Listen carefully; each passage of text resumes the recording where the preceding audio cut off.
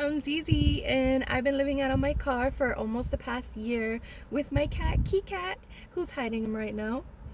I recently bought a high roof Ford E350 cargo van, and I will be moving into that as soon as I pay the last $2,000 that I owe, so hopefully by July 19th. You're probably wondering, how have I lived in such a confined space for the past year? So living in my car started in the beginning of the fall last year. I'm eating this and I'm sharing it with my baby.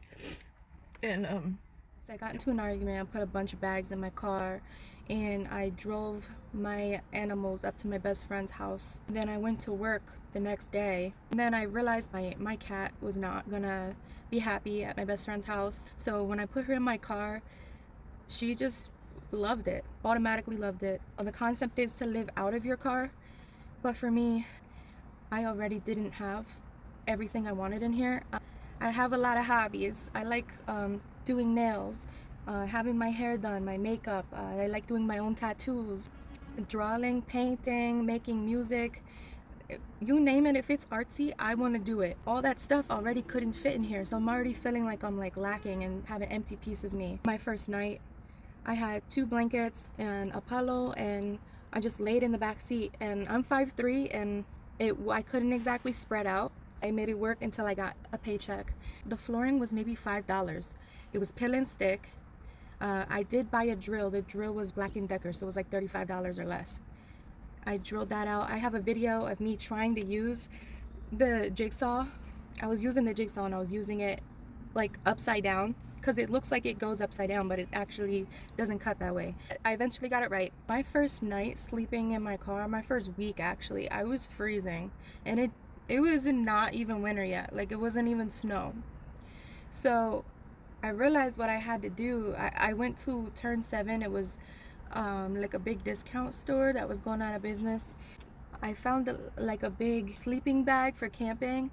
It says negative 25 degrees or something. Yeah, no, you're still cold in it, but it does help a lot. So it was definitely worth it. It was so thick that it actually felt like I had memory foam underneath me. Sleeping in the car and being cold, I just want to point out, after I got the sleeping bag and I got the extra blanket to go on top of the sleeping bag, I never used my warming blanket.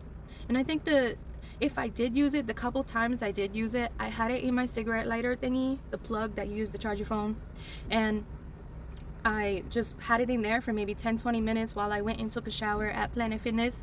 I would come back, the blanket would be warm, I would turn it off, and I would get in there and go to sleep, wake up in the morning, and get changed somehow in this car, and then go to work. I think the number one reason that I didn't like living out of a car is because of the IBS. Because I couldn't cook properly and control my bowel movements. So I was having a very hard time. I gotta move really quick.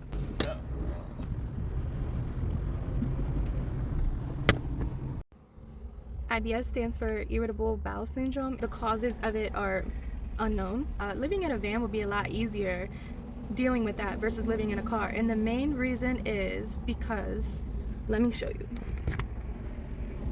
When you're in the front seat and all of a sudden you get the urgency to go to the bathroom, this console, I gotta somehow lift my legs up and get over this console, and I have a bad knee. Therapy, I had x-rays done, and I have a smushed disc in my back, in my, like, near my neck.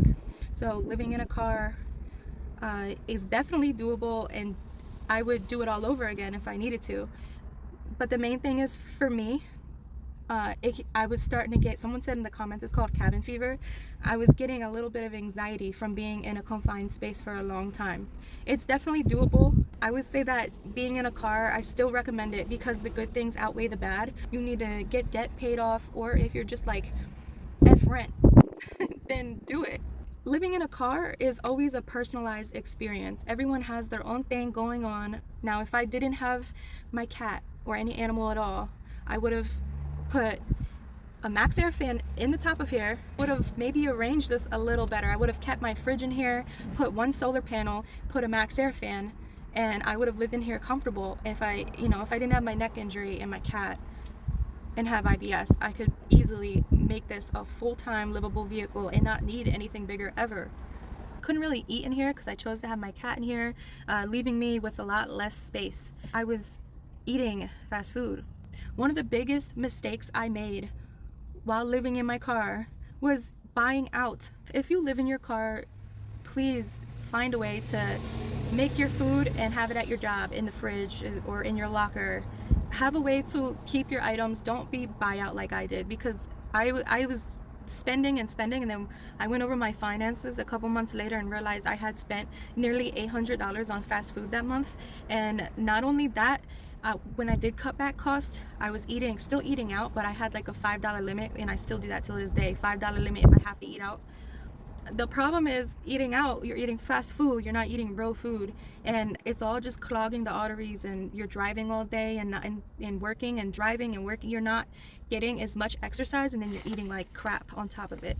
So I gained 40 pounds in 6 months from eating fast food and not cooking in my car. Well, I have some bad news. I walked off the job.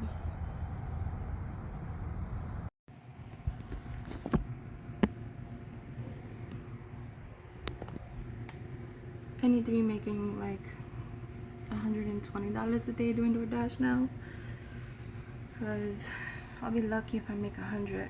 But I figure if I make $100 in maybe 4 or 5 hours, then I could use 20 for gas, drive for another 20. I don't know. I almost feel like depleted right now, but I'm not giving up. It's just a setback. A major setback, but we gonna get past this. But I do kind of have some good news. You guys got me a lot of stuff, and I couldn't fit. It's been a while since so I couldn't fit all those boxes in my car, so I opened a whole bunch of them, and I can't wait to go over them. I'm not gonna go over them now. I wasn't supposed to open them. They're my birthday gifts. But Chico was excited and had an excuse to open them because I couldn't fit all the boxes in my car. So I can't wait to show you guys. And I'm gonna put all the notes in the corner. That way I know. I don't want to lose all the notes, but all the notes are here too. So I know you know what this face is for. Why is this light never work? Like, wee. Damn it. Toma. Damn it. Toma. Yeah, it's not working. Guess I'm gonna have to open this storage unit in the dark. Oh my god. Oh, one thing I noticed, that is not sealed all the way. And little beetles, I guess they're coming in from outside or something. Because I don't think there's a unit next to me, is there? Oh, there is. There's a unit next to me. But yeah, that's not sealed all the way. You probably can't even see it from here, but it's not sealed. Oh, neither is that one. I don't like that. Nearly everything in here is new.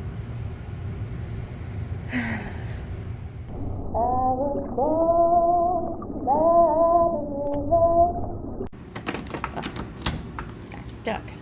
Alright, I got everything in there now, and